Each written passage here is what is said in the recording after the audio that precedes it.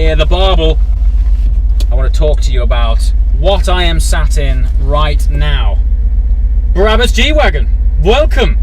So I'm not sure if you noticed upon startup that the whole car twisted.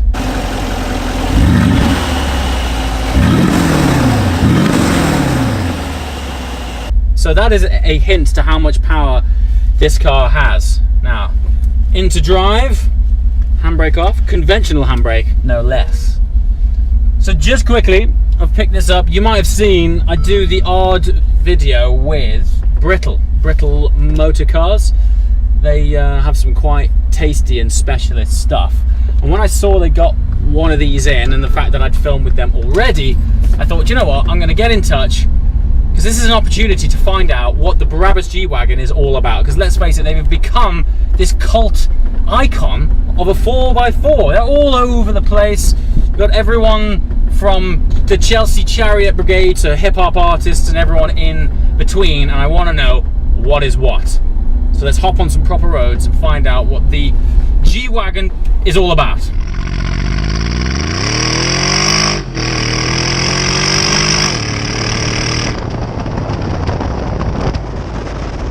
So a little bit of history about the G-Wagon in the first place. Well, we can actually thank the Shah of Iran.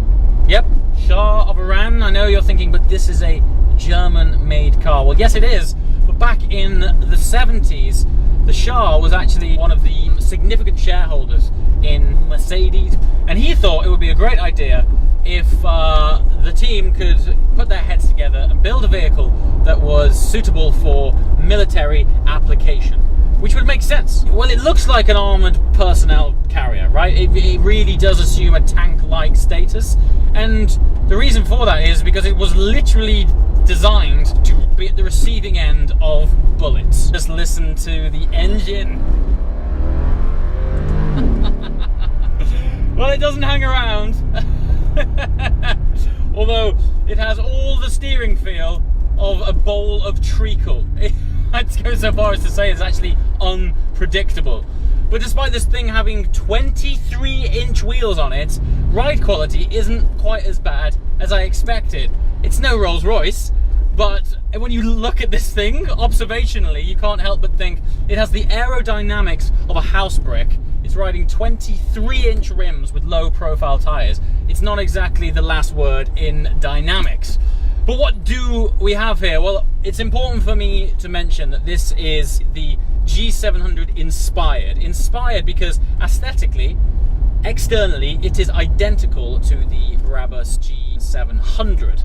That's because it is a Brabus kit. However, this is running the standard G63 engine, meaning it's only pushing out 571 horsepower, sir. I mean, like, when I do that, it sounds fabulous. But when I do that, when I depress this throttle, I'm not thinking, yeah, what this needs is 700 horsepower. That's what this needs. 700 horsepower. It's plenty enough.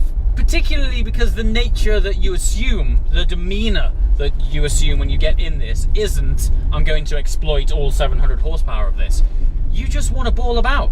You get in it, and I got to admit, when you're in it, you do feel pretty cool. And this thing is full-on stealth pack. It is black on black. There are some pretty subjective styling cues on this, namely the Brabus jewellery, which is the iridescent blue LEDs shrouding every possible corner of this thing, even on the outside. Now, I'm all for mood lighting on the inside, but when you look like a cheap Christmas tree on the outside, it's not always what you want. However, I suppose if you're spending £100,000 on a body kit, yes, you heard me right, £100,000, sir, I guess you're better having some sort of signal to indicate that you are in fact rocking a kit of such significance.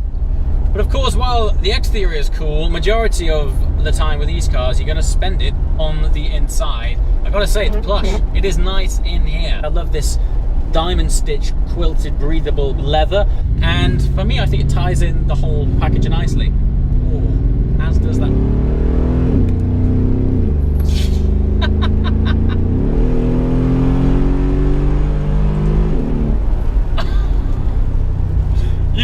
more power. You do not need any more power in this thing. I mean, for a truck, it sounds amazing. It goes aplenty.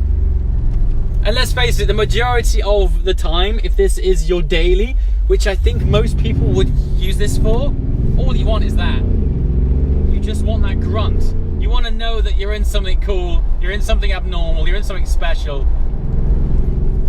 Ah, it's lovely. It's got that beautiful barble that you want from that AMG engine. God knows what 700 horsepower would feel like in this thing, but you honestly don't need it. I think with a lot of these things, and if you watch my channel regularly, you know, for me, well, it doesn't matter what you drive, it's all about putting a smile on your face. You saw within the first few minutes of me driving this thing and depressing the accelerator. Listen to it.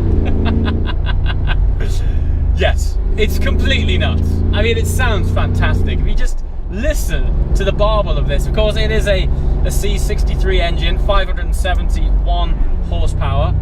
The overrun's beautiful. It's got a really nice barble about it. Now, Richard Brittle, who owns this car currently, or shall I say is the purveyor of this road-going tank, said to me that, and we're of a similar mindset, he said, you know, a few days ago, I borrowed the new Bentley Bentayga, he said, and it is phenomenal. And certainly on paper, it is better than this thing in every single way. He says, but I did my journey to and from work, and I stepped out of this £250,000 car without really thinking twice about it. And I completely get that. They're almost too good. You know, they waft along, and it's serene and stunning, and they're fantastically beautiful on the inside. But you don't get there with any sort of sense of occasion. Now, you're probably thinking, do you want that out of your daily driver? Maybe not, but if you're watching this channel, you probably do. You're probably a petrol head, and you're thinking, you know what, to be fair, if I was spending that kind of coin, I would definitely want to know about it when I stepped out. So, I think it might actually be easier for me to tell you what I don't like about it. Because, to be honest, and I'm the first one to put my hand up and say I'm actually surprised that I don't dislike this thing as much as I thought I would. I mean, from the outset, it just looks like a big, heavy, expensive tank. And for what it's worth, ultimately, I guess, to a degree, it kind of is. But there's something about it. There's a lot of character about this thing. The approach to it makes me smile. The way it sounds makes me smile. The way it looks makes me smile. The way it handles doesn't. I would say that's probably the overriding thing here. The way it handles is a shame, because it could be a pretty compelling package. Now, together with the handling, the other thing I don't like is the price. It's, even in this isn't the full Brabus spec. This is predominantly the aesthetics of what a Brabus 700G wagon would look like. If you wanted the full engine work as well, I'm not entirely sure, but this is 250, 320 maybe, 320 grand.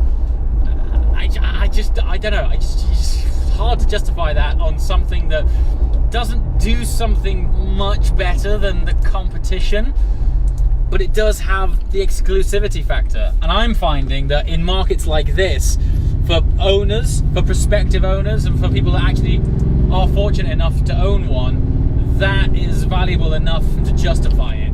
I mean, all round, it is a really great package. It's more comfortable than I thought. It's running 23-inch rims. I mean, you know, you can't really poke it too hard for not being the last word in dynamics, because what do you expect? It's not trying to be that. But it is trying to be cool, and I think it's nailed it. Of course, who doesn't love a side exit exhaust? You know, one of my particularly favourite things to do in a supercar, never mind an SUV or a crazy tank like this, one of my favourite things is winding the windows down when I'm in a supercar and there's a wall next to me, or a cliff, or even a thick collection of trees like this. The sound still resonates off and bounces back into your ear. This has side exit exhausts. So you're getting triple the reverberation. Exhaust is